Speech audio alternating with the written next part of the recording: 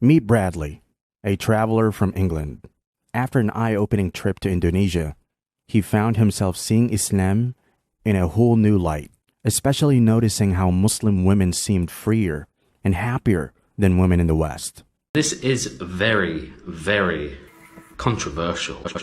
And I don't think people are going to like me saying this, especially in the UK. Something I really love is the religion. It has completely destroyed my perception of Islam. What we hear about Islam is places like Afghanistan and Iraq. It's all we hear about. And when we think of Southeast Asia, we don't think of Islam. We think of Vietnam and Buddhism and all these kind of things. Bradley is a British traveler who has been visiting Indonesia since June.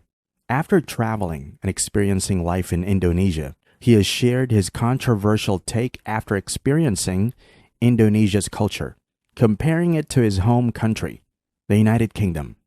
His content on Bradley's show is about travel and cultural critique, providing his audience with an outsider's view of life in Indonesia. In this particular video, Bradley makes a bold claim. Indonesia, in many ways, surpasses the United Kingdom. This statement alone would be enough to stir controversy, but Bradley goes further by providing detailed reasons. He revealed why he thought Indonesia was better than the United Kingdom and had points to back it up. Firstly, he started with street food. Both countries have very different concepts of street food. In the United Kingdom, street food is just a marketing gimmick and soulless. That just make it a money-making venture. When you make street food about money and not quality and taste, the people will not come back for food. They know thought and care is not being put in. In fact, many Asians who have lived in Asia all their lives and are used to street food have questioned the United Kingdom's lack of street food. In Asia, street food is a big part of culture. In Indonesia, street food is very culturally significant and has been a part of people's lives for decades.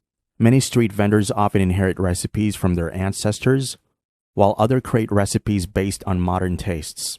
It has such a big presence in Indonesia that it is considered one of the countries with the best street food in the world. Indonesia was also featured on a Netflix documentary called Street Food Asia that allowed the world to get a glimpse of what Indonesian street food is like.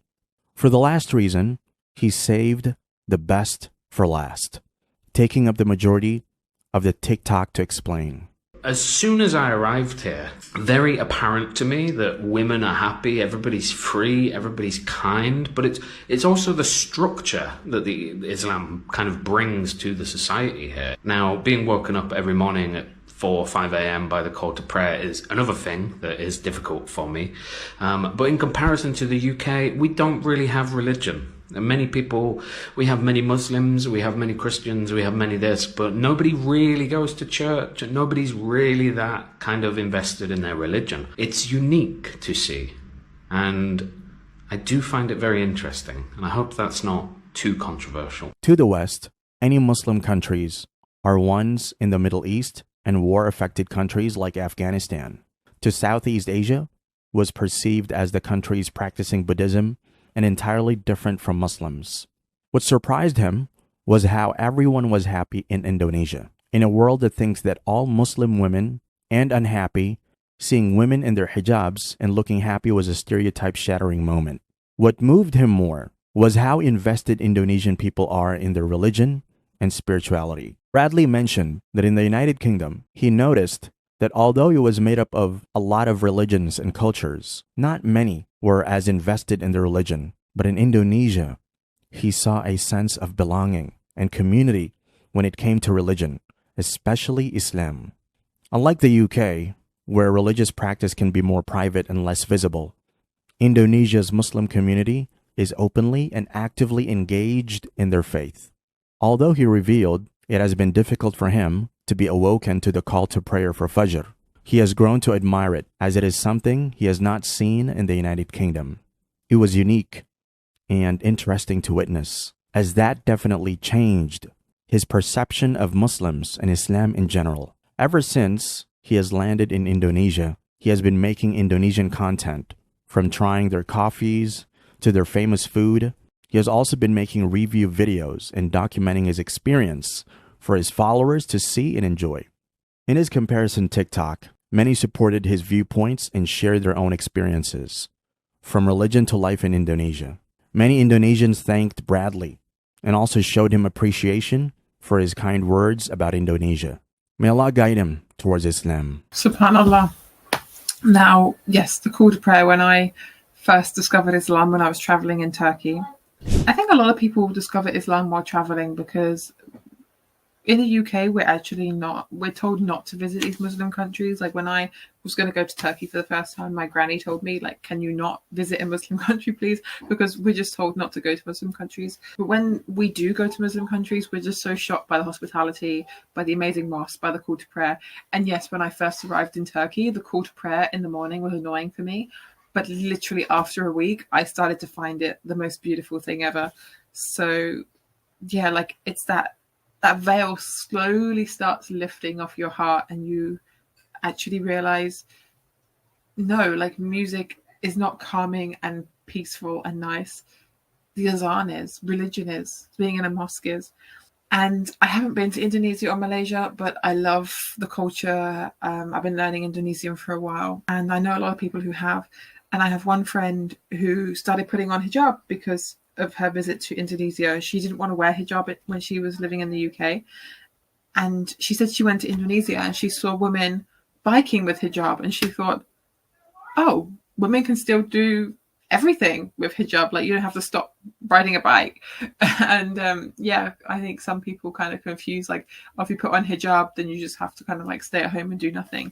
You can still live your life with a hijab on. It really doesn't make that much of a difference. SubhanAllah. And my Indonesian teachers that I've had for learning Indonesian, they've always been such happy, bubbly women, like just the happiest women. And you're like, well, Indonesians are just always so happy. MashaAllah. I don't know why. It must be the rendang. Probably because of Islam. And Indonesia has the highest population of Muslims in any other country. They have the highest population of scholars, the highest amount of Islamic schools. There are lots and lots, huge amount of Islamic schools. There's a big emphasis on Islamic education in that country. And so many scholars come from that country in history and now. It's an amazing country for scholarship, for Islamic studies, for being connected to the religion. SubhanAllah. Yeah, I really want to visit Indonesia one day, inshallah. But you guys have done really well. If you're Indonesian or Malaysian watching this video, you guys have smashed it. Like you're doing an amazing job. Keep going. MashaAllah. You're putting an amazing image out for Islam.